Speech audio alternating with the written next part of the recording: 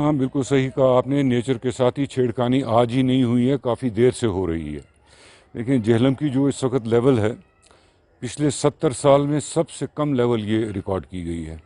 झेलम और उसकी जितनी भी ट्रिब्यूटरीज हैं, जितनी भी नदी नाले उससे जुड़ते हैं, उन सब में क्योंकि एक तो गर्म स्पेल आया, टेम्परेचर्स काफ़ी हाई रहे सितंबर में। इस सितंबर में 132 साल में सेकंड हाईएस्ट टेम्परेचर डे, सबसे ज़्यादा टेम्परेचर डे सेकंड सितंबर में हमने देखा है 132 साल के अंदर। तो खुश्की भी रही, कोई बारिश वगैरह भी नहीं इसमें नहीं पड़ी। अब आप देखें इस साल का अगर आप पैटर्न देखेंगे तो या तो कभी ऐसी बारिशें पड़ी कि बेहद बारिशें पड़ी, और कभी ऐसा सूखा पड़ा कि बारिश ही नहीं पड़ी। तो यही है जिसको हम ग्लोबल वार्मिंग और क्लाइमेटिक चेंज करते हैं, यानी गलत टाइम पर किसी चीज़ का बहुत ज़्यादा हो जाना, या तो सर्दी का बहुत ज़्यादा बढ़ जाना या फिर गर्मी का बहुत ज़्यादा बढ़ जाना। कहीं सैलाब आते हैं, कहीं खुश्क साली पड़ती है।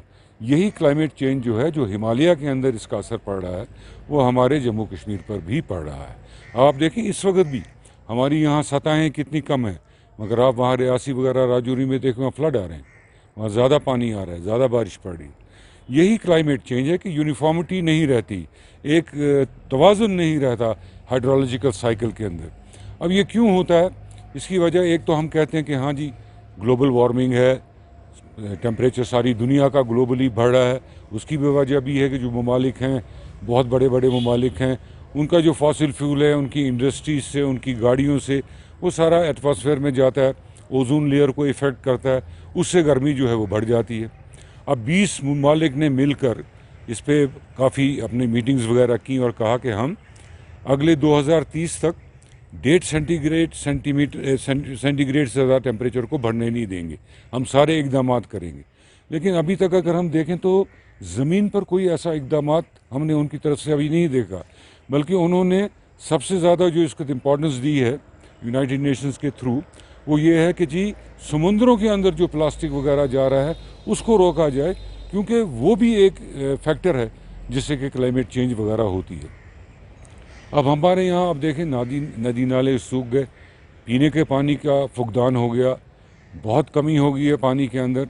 अब ये तो किसी के हद इख्तियार में नहीं है, ये कुदरती अमल है कि अगर क्लाइमेट चेंज होगी या ग्लोबल वार्मिंग होगी तो ऐसे दिन जो हैं वो आगे काफ़ी हमको देखने को मिल सकते हैं। मगर साइंसदानों का ये भी मानना है कि ऐसी क्लाइमेट चेंज जो है वो पीरियडिकली आती है, यानी सीजनली आती है। वो अपना 2000-3000 साल का रिकॉर्ड बताते हैं कि अर्थ में, ज़मीन पे ऐसे वाक़ात हुए कि गर्मी बहुत पड़ी या सर्दी बहुत पड़ी, खुश्क साली पड़ी, लेकिन फिर 20 साल के अंदर ये रिवर्स हो जाता है, फिर दोबारा फिर से नॉर्मल हो जाता है।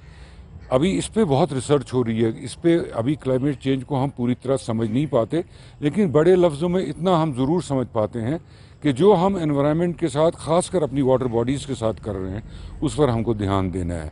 पोल्यूशन हम करते हैं, जितने भी हमारे वेटलैंड्स हैं, आधे वेटलैंड्स तो हमारे कश्मीर में गायब ही हो गए, आधे वेटलैंड्स जो बचे हैं उनका तहफ़्फ़ुज़ करना है, उनको कंज़र्व करना है, उसमें कोई आलूदगी जो है उससे उसको बचाना है।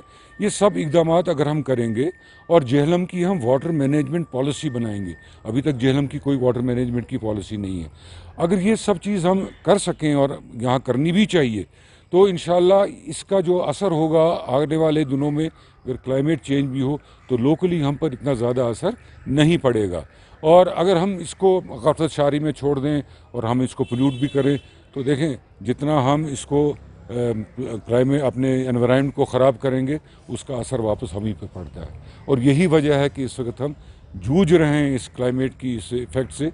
और इंशाल्लाह उम्मीद करता हूं कि लोग भी समझेंगे, क्योंकि हर एक फ़र्द की ये ज़िम्मेदारी है कि वो अपनी इंडिविजुअल लेवल पर भी इस बात को समझे कि हमने ये प्लास्टिक ये सब जो गंद खाना है, ये नहीं वाटर बॉडीज़ में डालना, इनको प्रॉपरली इसको हैंडल करना है, गंदगी नहीं फैलानी, आबी ज़खायर का तहफ़्फ़ुज़ करना है।